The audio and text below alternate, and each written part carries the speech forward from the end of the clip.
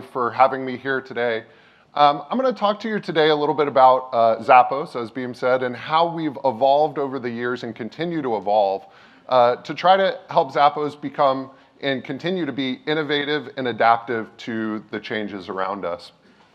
At Zappos, I work on our organizational design and structure, so how we structure and run the company to enable that I just said. But before I get started, I just wanted to kind of, let's see, can we have the slides up? There we go. Wanted to thank you all for having me here. I know you guys are a mission-based organization that you like to aim high. At Zappos, we are also a mission-based organization. Our mission is to live and deliver wow. So in everything that we do, we like to have our customers actually say the word wow. That's one of our metrics. How often can our customers actually say the word wow? And we think about creating those wow experiences. And today I'm going to kind of talk to you about the organizational structure for how we get there. But before I do that, I wanted to give you a little history of Zappos and talk about our roots.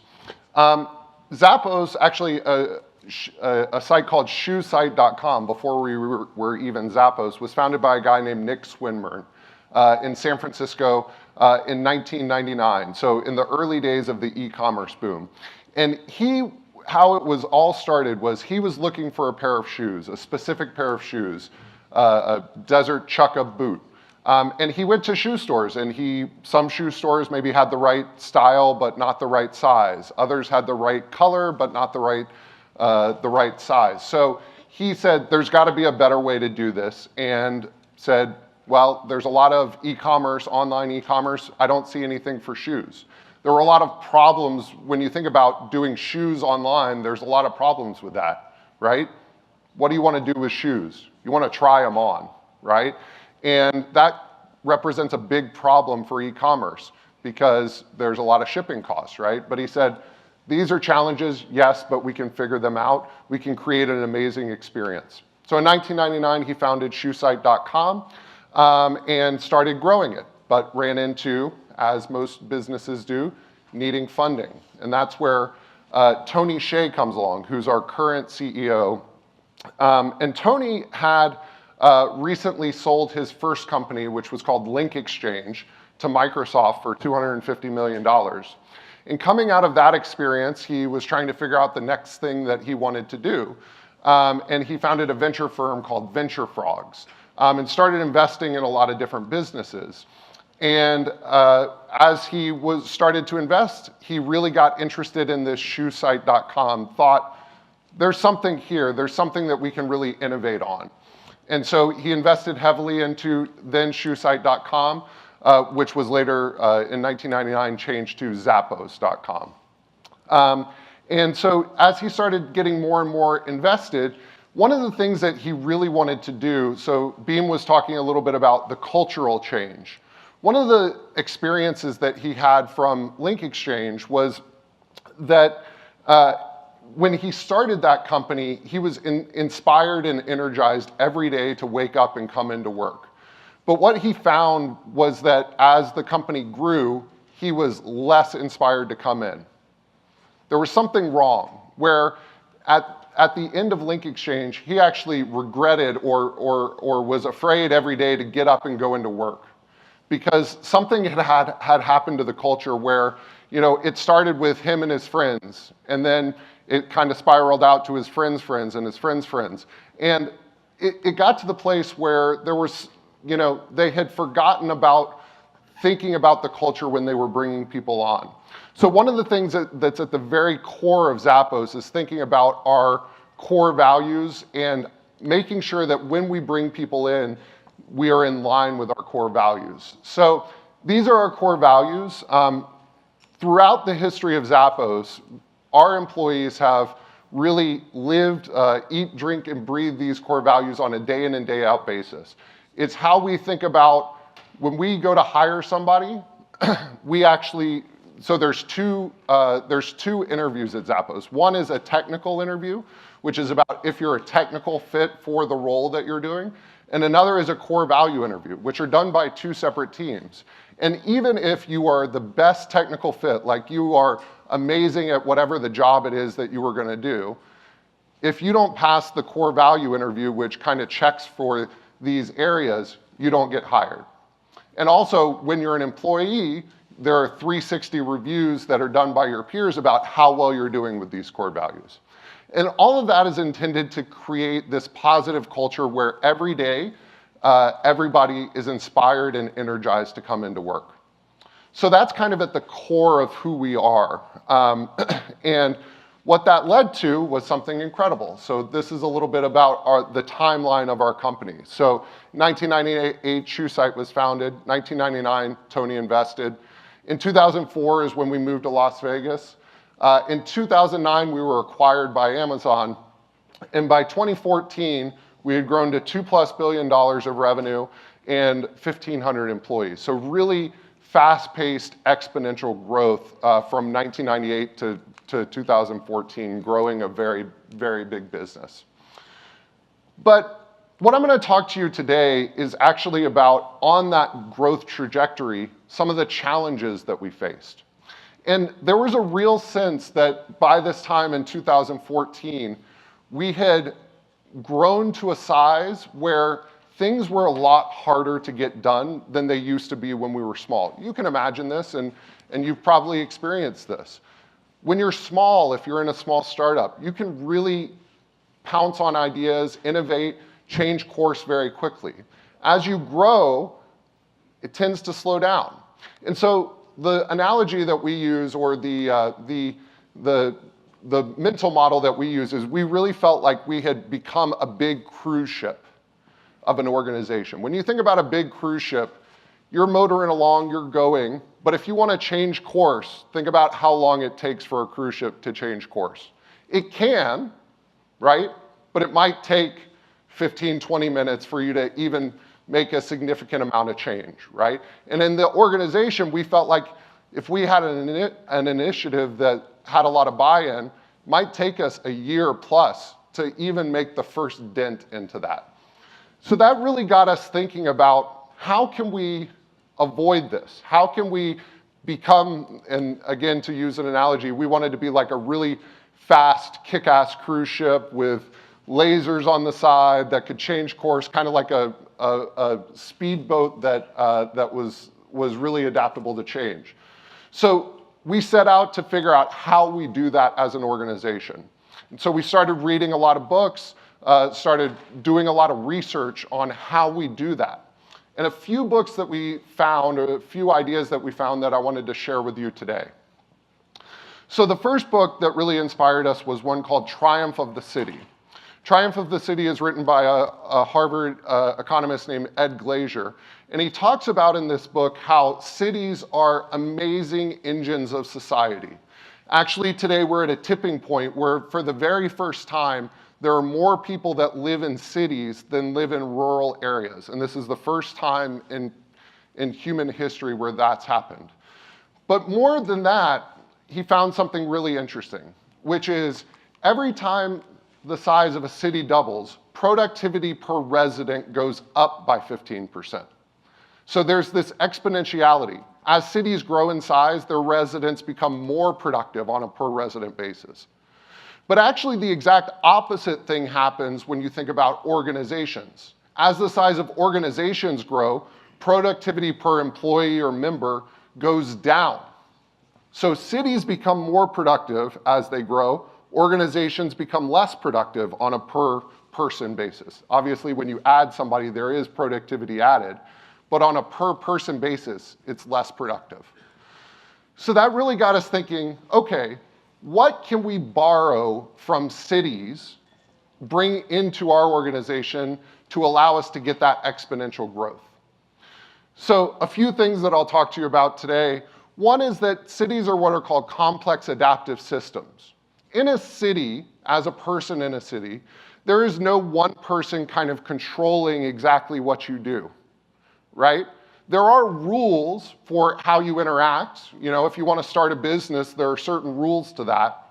But you have a lot of autonomy within a city to do, or an economy to do what you think is best. So we say there are rules, but no rulers. So there's no one person saying exactly what to do, but there are guidelines or structures for how you would go about it. So that's one thing that we pulled into Zappos, and I'll talk to you a little bit more about how that happened. The second book that really got us inspired was one called Reinventing Organizations, which is by author Frederick Laloux. And Reinventing Organizations talks about how through human history there have been different types of organizational paradigms that have emerged. And Frederick names each of these paradigms and talks about the evolution of them over time. For instance, in early human civilization, a lot of organizations were controlled by fear. So one type of organization to think about for this is something like the mafia, right? The mafia is an organization. They get work done.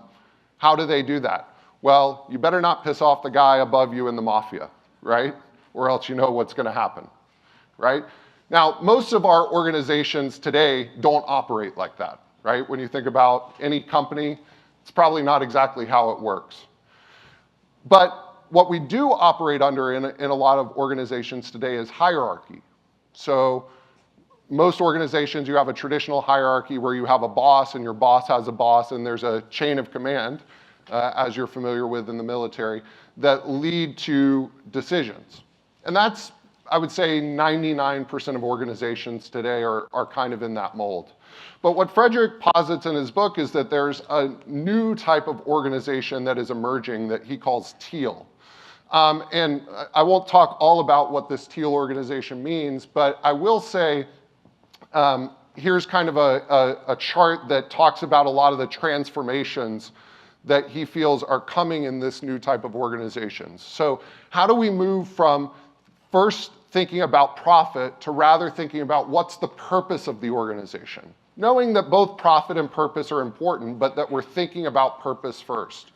How do we move away from hierarchies and think more about how do we create networks of work or networks of organization and structure? How do we move away from controlling employees or members and to empowering them to get the work done?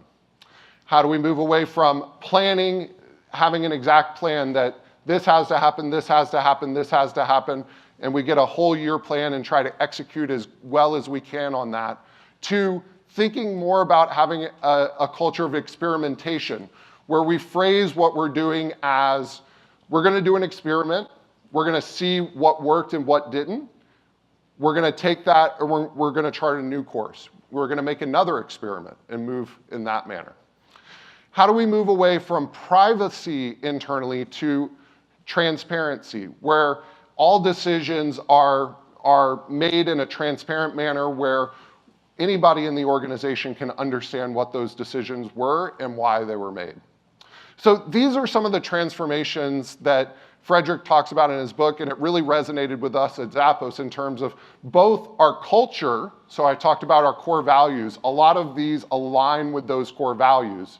And second, in terms of we want to create an innovative, adaptable, we want to get away from that cruise ship, right? And we feel like a lot of the things on the right side here is what will really help us move away from being a cruise ship and being able to, and move towards being able to be adaptable.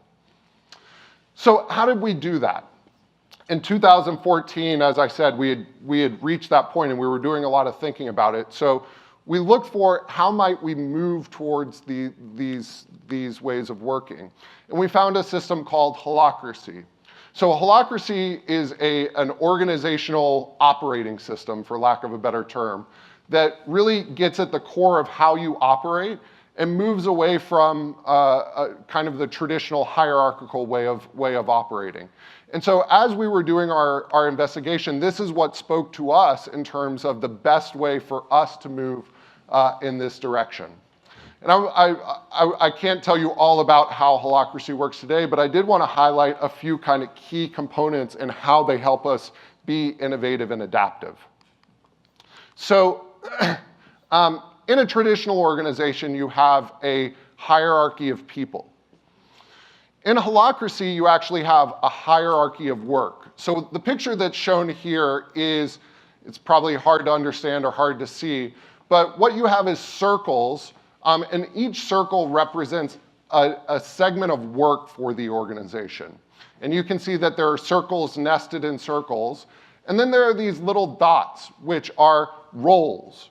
And roles are an even finer grained bit of work that needs to happen for the organization.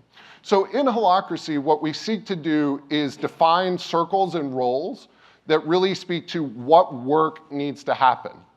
And actually, as we're doing that definition, we don't think about the people in the organization who need to do that work. First, we just ask ourselves the question, what work needs to be done? And there's a process for how we do that, and there's a process for how we capture that. After we do that, after we understand what work needs to be done, then we fill people into that work. And so it's a hierarchy of work, not of people. And one of the big changes with that is that people do not fill one place in the organization. People can actually stretch across multiple roles, multiple circles. So, and that work can evolve over time. What roles you hold today might be very different than the roles that you hold 2 months, 6 months from now. So when you look, here's an individual example of what that looks like for a real person. This is my friend, Will Young. Actually, I'm getting married in a week from now. He's my best man. Really good friend of mine. And in a traditional sense, like if you looked on his LinkedIn profile, you would see his title is Director of Zappos Labs. Okay, that's like his job title. But what does that mean internally? Well, actually what that means, what actually he does is he has a collection of roles. So on the right, you see internally what that looks like. He's got a collection of circles that he works for and roles within those circles that he helps to push forward. And this also creates some interesting dynamics that would not be traditional in a traditional organization. Here I'm showing an example of a circle. This is a circle page. And what you'll see here is up at the top, there's a person named Danielle who is the lead of this circle. She's the one that's leading this endeavor. But also what you see in the roles is that there are people in support roles to this circle, including myself, including Will Young, and including Tony Hsieh, our CEO. So it flips the whole thing on its head, where normally there's this hierarchy of work, hierarchy of people, but in this example, we're showing how our CEO is actually in support of Danielle in this work. And in other areas, Danielle might be in support of Tony in the leadership of a role, right? So that's kind of an interesting thing that shows how this is very different than a traditional organization. And these circles and roles can evolve over time, spin up, spin down based on the sensed need for work to happen. Okay, John, you've been talking a lot about these abstract concepts. What does this really mean? What impact has this really had for Zappos? So I want to tell you a story about, sorry, can we go back one? There we go. About something called Adaptive. And Adaptive is a new line of business for Zappos that really focuses on people with special needs in terms of their shoes and clothes. And this is a new initiative that was found by a person on a call with a customer. And that call with that customer, they saw that we were not meeting their needs. So go back to our founding story. Nick had a need that was not met, right? He needed that pair of shoes. He couldn't find it. Well, we discovered a new audience of people without their needs met. And so with this system, they were able to propose a new circle, quickly get funding, and quickly create this experience. And I'm going to play you a little video about that. I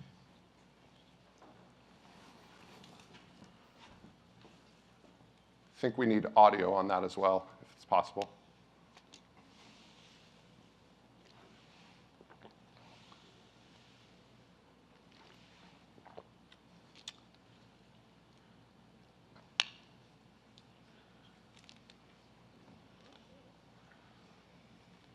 Well, I don't know if it has the impact if we don't have the audio. Let's see. A movement here at Zappos. Oh, there we go. Can we start it over, A lot of actually? people ask, what is adaptive clothing?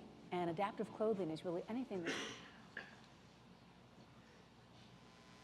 Here at Zappos, our customers are our family, and family comes first. Zappos Adaptive started with a phone call. One of our customers needed help finding shoes for her grandson, who could not tie his own laces. The more we understood the needs of this customer, we realized that there are also many other people who face similar challenges in their everyday lives while getting dressed, and there isn't enough being done. Until now, this one call, this one spark, would go on to ignite a movement here at Zappos. A lot of people ask, what is adaptive clothing? And adaptive clothing is really anything that's going to make anyone with a disability or anyone who is somehow impaired be able to get dressed in record time without any mistakes. Well, kids and individuals with special needs of all ages oftentimes have to depend on caregivers and providers to help them do everything, whether they're in a wheelchair or they have autism or Down syndrome, fine motor issues, sensory issues. They're always depending on others. And the more we can make these individuals independent and successful out in the community, the better. Our reversible clothing that can be worn front to back or inside out helps make getting dressed a breeze. We have many products that are tagless or have tearaway tags, so you don't need to worry about that annoying, itchy feeling. You'll want to cuddle in our amazing super soft tops, bottoms, and underwear. We've also made it effortless to find all kinds of shoes that fit a variety of needs.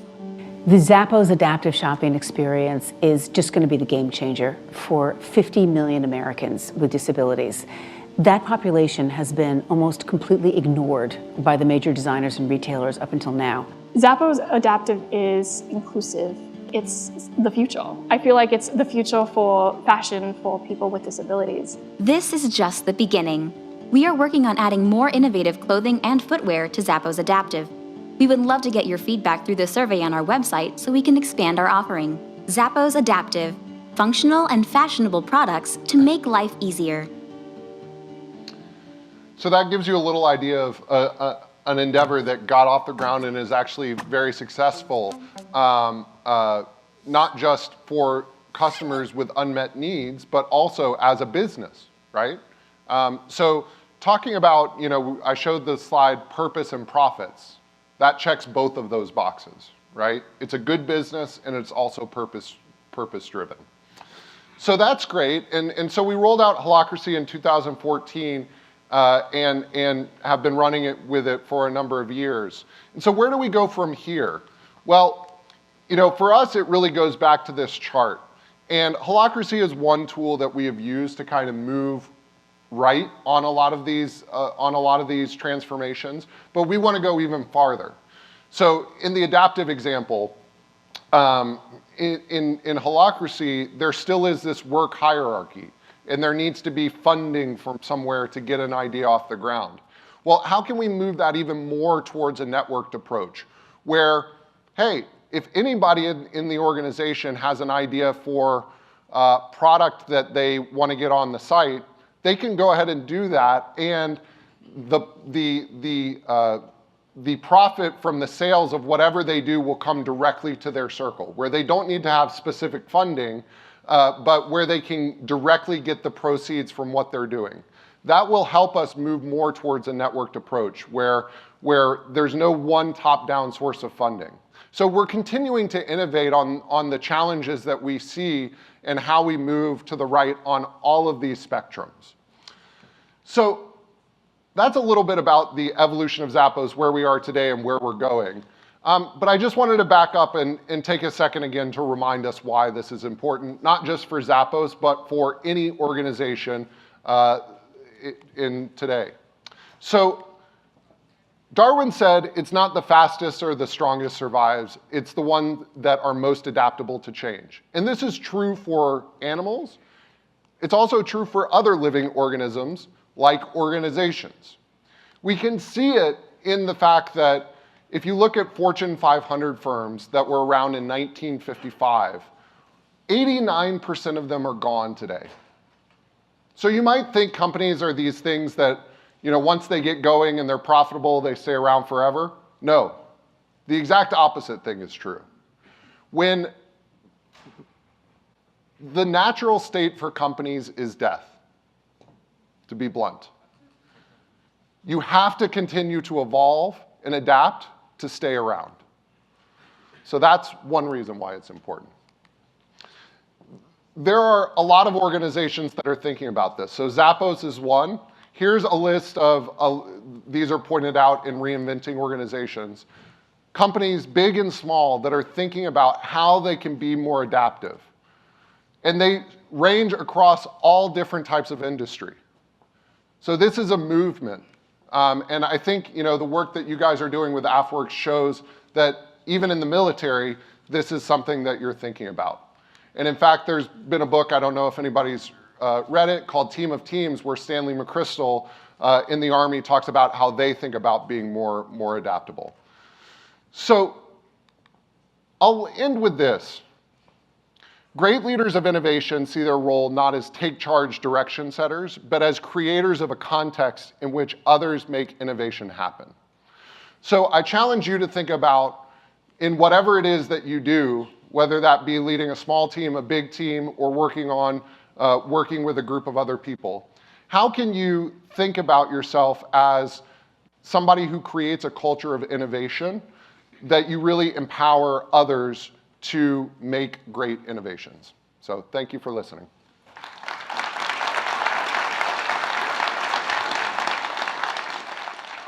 Let's see.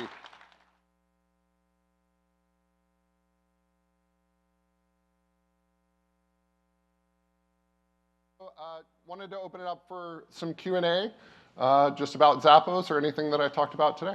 And I think there's a mic running around just in case. So we got one back here. I have a question, John. Is that Coach Augusta? It is, sir. How are you doing? So this is Augusta, who's a Zappos alumni. Yep. I thought I saw you back there. Yes, snuck in. I heard your voice and I said, I gotta find out what that is. So listen, first of all, yeah, Zappos, amazing company, amazing culture. It changed my life. So as a life coach, that's what I did with Zappos for the last 6 years. I do want to ask you one question. Where's my invite to your wedding? Hard-hitting questions.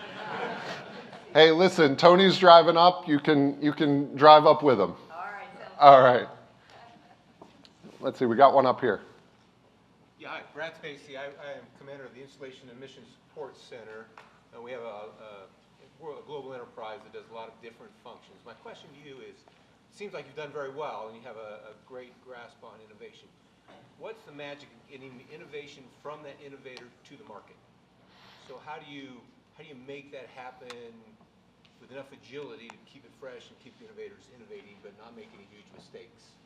Yeah, so I'll say a few things there, and I don't know if it's possible to go back to my slides. I want to show, in the slide where I was talking about the different innovation, or the different transformations that we're trying to do.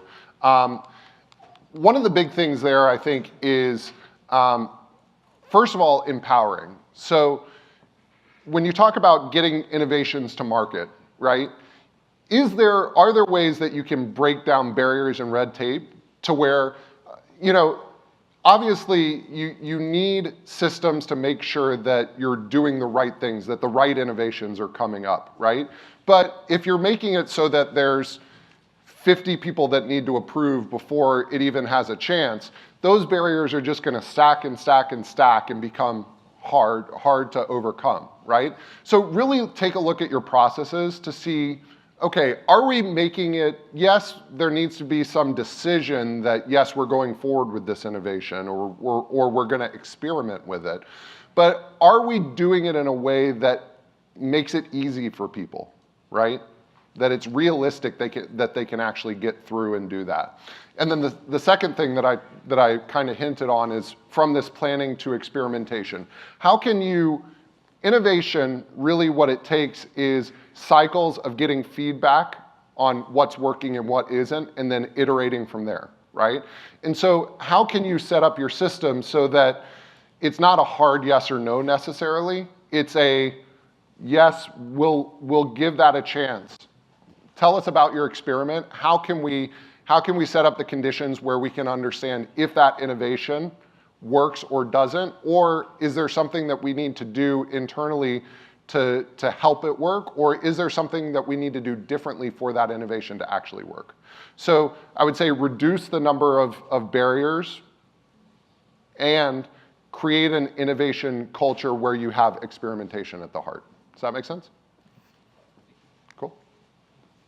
Any others? We got one right here. I'm curious about, my understanding, when holacracy was implemented, about 25% of the employees took a buyout. How did you do that kind of healing with that much of a hemorrhaging? And also within the context of being a subsidiary of a parent like Amazon that has quarterly requirements, how to do that healing when you had to report to a parent organization that had certain expectations for you? Yeah. So what he's referencing is about a year and a half into the implementation of holacracy, we put out an offer to our employees that, hey, we know we've done a lot of change, not just with holacracy, but also we had recently moved downtown into the old City Hall campus. And we'd done a lot of change, and so we put out an offer. Hey, we know we've changed a lot. If for whatever reason this is not right for you, we want people, going back to our origin story, we want people who are here energized about the work that we're doing to help push us forward, right? And so we put out this offer. It was very generous. It was 1 month of pay for every 1 year you'd been at the organization. So for some people, if they'd been there for 12 years, it would be a full year of pay. And we had, I think the number was about 12.5% of employees take that. Some of which took it because, yes, this wasn't the right place for them anymore. Others took it because they had something that they wanted to do, some idea that they really wanted to work on. Actually, Augusta is a great example of this. It's kind of ironic that she's here. She took the offer, correct me if I'm wrong, Augusta, you took the offer and it was to really work on your life coaching business and practice, right? Which was something she did internally, but wanted to take externally to other folks. And so she took it as an opportunity, like a little grace period to try to get that started. So people took it for a variety of reasons, but I do think internally that it really allowed us to, it actually felt cleansing because there were people that, had really been resistant to some of this change and got to a place where it didn't feel like a positive environment with some of those people. Coming on the other side of that, it really felt like, okay, we're all here, we all believe in this vision, and now we're moving forward. Obviously, there's 1,500 people, 1,500 different individuals and how they feel about things, but there was that sense. As far as your question goes about Amazon, I think we have operated as a very independent organization, and as long as we are able to make commitments to Amazon about what our performance is and continue to keep those commitments, they are happy, and we've been able to do that through all of the changes that we've made. So I think maybe we're out of time. Yes. So there we go. Thank you, John. Thank you, Mark. Nice one.